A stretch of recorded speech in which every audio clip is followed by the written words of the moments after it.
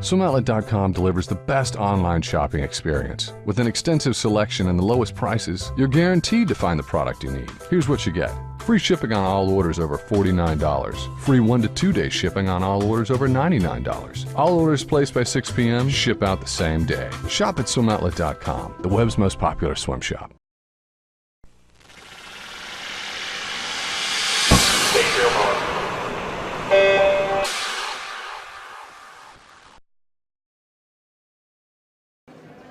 This is a special edition of the Morning Swim Show here at the American Swim Coaches Association. I'm Tiffany Elias, joined by Dana Kirk. Thank you for joining us. Thank you for having me. All right, so how's your clinic here going in Vegas?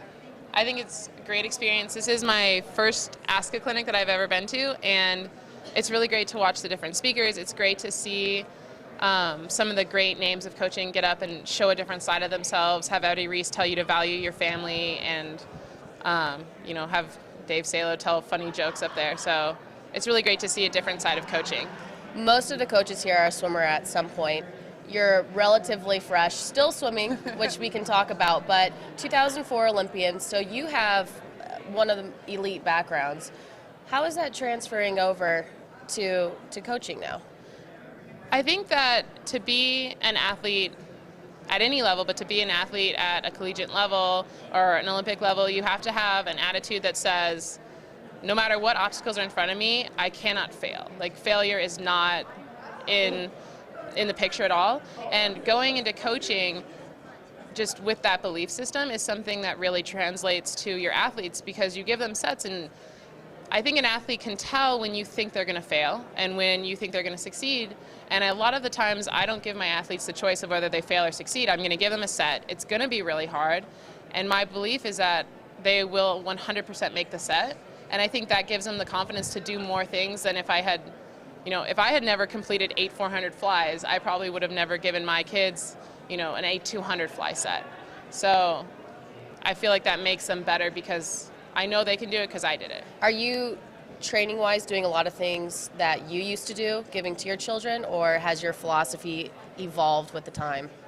My philosophy's definitely evolved, but I feel like the nuggets of truth are still in there.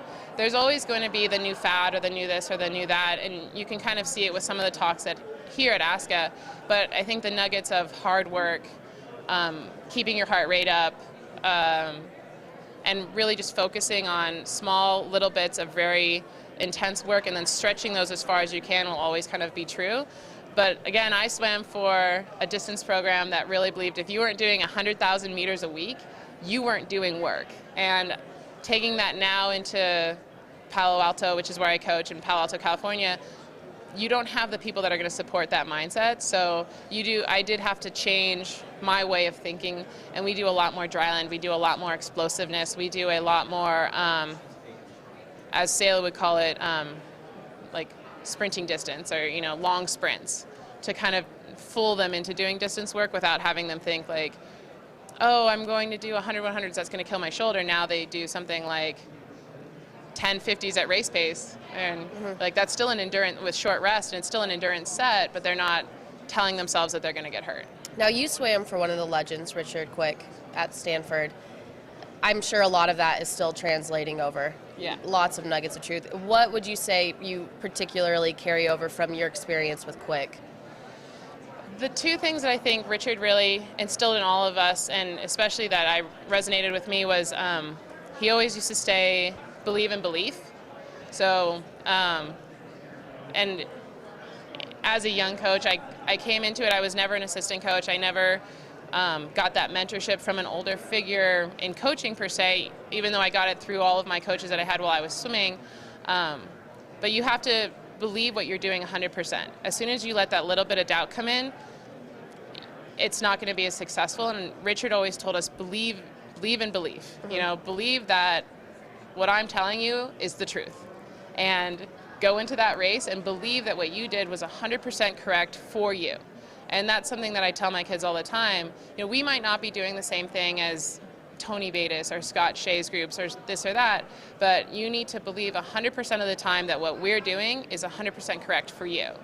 And I think it's working. I think it's good. And believing in belief is something that I really believe in. So, And then the second thing is more of a technical thing. Richard always taught us to swim from the inside out. So if you have a shoulder problem, it's not really your shoulder. It's probably not really how your arm is pulling through the water. It's probably how you're connecting from your core and how you're using that connection to move your arm through the water. So everything can come back to hips and core somehow, and then make sure that your body position is perfect, and then work out from there. And with my little kids, that's something that we always start with. We always start with, you know, darts. How far can we throw you? Stay in a dart. And it just teaches them to carry that body position as they get older. So yeah, good things to carry on. So in 2004, you swam 200 fly at the Olympics. Now walk us through your transition into swimming, because before we started, you mentioned that you were out at trials, so you are still in the water.